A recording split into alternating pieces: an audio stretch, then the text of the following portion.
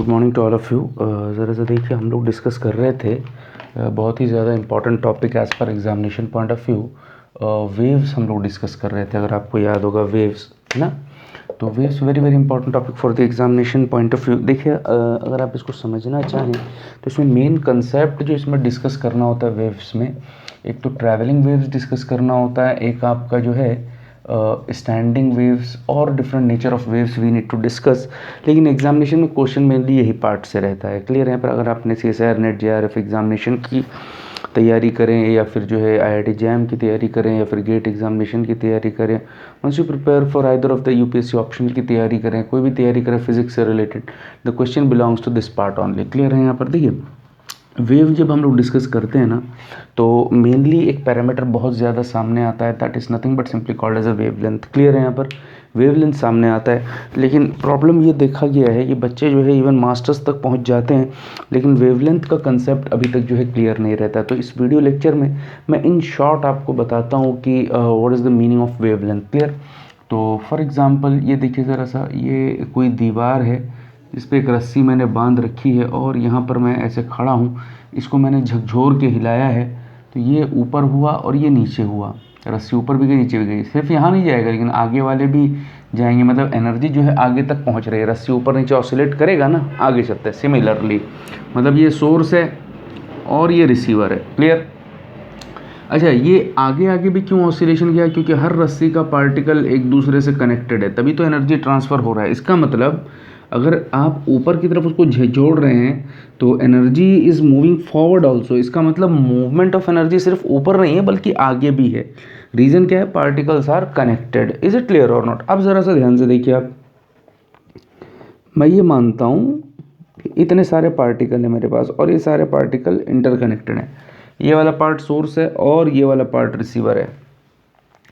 अच्छा, मैंने ऐसे ऊपर किया, रस्सी को ऐसे ऊपर किया, तो इसकी एनर्जी यहाँ पे चलनी शुरू हुई होगी, लेकिन जब रस्सी ऊपर गया होगा तो ये एनर्जी झट से यहाँ नहीं पहुँच गई होगी, धीरे धीरे धीरे धीरे एनर्जी पहुँचेगी। क्लियर। अच्छा, ये ऊपर के, फिर मैं हाथ को ऐसे भी करूँगा, नीचे भी करूँगा, ऐसे भी करूँगा, मतलब इस पॉइंट, ये मेरा पॉइंट, मेरा ओरिजिन पॉइंट है या इक्विलिब्रियम पॉइंट है। इस रस्सी से मैंने, इस पॉइंट से मैंने अपने पार्टिकल को, रस्सी को हिलाया, ऊपर भी गया, वापस यहाँ आया, नीचे भी आया और ऊपर वापस अपनी जगह पे आ गया। मतलब ये हुआ, मैंने इस पॉइंट से स्टार्ट किया, ऊपर गया, ऊपर जाने के बाद वापस अपने पॉइंट पे आया, वापस अपने पॉइंट पे आया, नीचे भी आया, नीचे भी आया, वापस अपने पॉइंट पे आया। मतलब इस तरह से एक ऑसिलेशन मैंने दिया है। क्लियर। तो एक कंप्लीट ऑसिलेशन हो गया, ये भी एक कंप्लीट ऑसिलेशन हो गया। जब एक कंप्लीट ऑसिलेशन हो गया पहले पार्टिकल का, उस वक्त मान लेते हैं मेरी एनर्जी पहुंची है कौन से नंबर ऑफ पार्टिकल पर? 40th पार्टिकल पर। मतलब ये है, इसने ऊपर गया, यहाँ आया, नीचे आया, वापस अपनी जगह पे आ गया, मतलब अपने इक्विलिब्रियम पोजीशन पर आ चुका है। उस वक्त एनर्जी रिसीव कौन सी जगह पर हुई है बताइए ज़रा सा? 40th पार्टिकल पर। मतलब पहला फर्स्ट पार्टिकल अगर एक कंप्लीट ऑसिलेशन कर लेता है, उस वक्त फर्स्ट टाइम एनर्जी किस पॉइंट पे रीच करती है, that length is nothing but simply called as, क्या बताइए ज़रा सा? Wavelength. Hope you are getting the idea. Clear है। यहाँ पर बात समझ में आया, नहीं समझ में आया?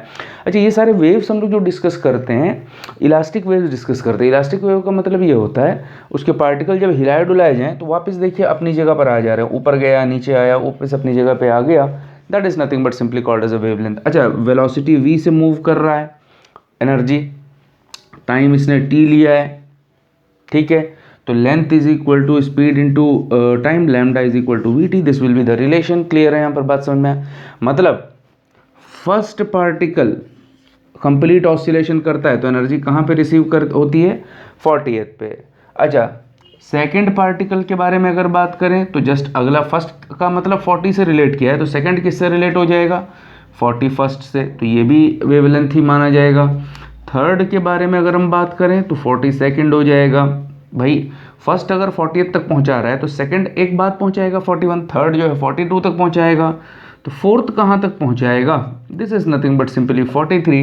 This is what the definition of, क्या बताइए ज़रा सा? वेवलेंथ। फिर हम लोग इसमें डिस्कस करते हैं ट्रैवलिंग वेव्स, स्टैंडिंग वेव्स, जो हम लोग बहुत हॉट टॉपिक है। कैसे डिफ्रेंशिएट करेंगे ट्रैवलिंग वेव्स को और स्टैंडिंग वेव्स को? ट्रैवलिंग वेव में एम्पलीट्यूड कांस्टेंट होता है फेज वेरिएबल होता है, क्लियर है। यहाँ पर स्टैंडिंग वेव्स में फेज कांस्टेंट होता है और एम्पलीट्यूड कैसा होता है, वेरिएबल होता है, clear. This is the basic difference. For example psi is equal to, this is nothing but psi not, sign this is nothing but simply kz minus omega t or omega t minus kz, whatever be the value, and this part is nothing but simply called as an amplitude, this part is nothing but simply called as a phase। तो हम ये कहना चाह रहे हैं कि travelling wave की discuss अगर होगी तो ये वाला पार्ट दैट इज एम्पलीट्यूड किस तरह का रहेगा, कांस्टेंट रहेगा, क्लियर है। यहाँ पर एम्पलीट्यूड कांस्टेंट रहेगा। ये जो अंदर का साइन के अंदर का ये पूरा टर्म है, इसको हम लोग अपने सिलेबस में फेज बोलते हैं, क्लियर है। यहाँ पर ये कंप्लीटली वेरिएबल हो जाएगा। लेकिन अगर स्टैंडिंग वेव्स को डिस्कस करेंगे तो फिर अपोजिट हो जाएगा, क्लियर। एम्पलीट्यूड जो है वेरिएबल हो जाए, किस तरह से होगा उसको हम लोगों ने क्लास में डिस्कस किया है, लेकिन उम्मीद करता हूँ कि आपको वेवलेंथ बहुत अच्छे से समझ में आया होगा। वेवलेंथ क्या होता है, क्लियर है। पर बेसिकली इलास्टिक नेचर के लिए हम लोग वेव्स को डिफाइन करते हैं, क्लियर है। यहाँ पर बात समझ में आए तो this is what the basics regarding waves. Is it, hope you got the basic definition of wavelength, is it clear.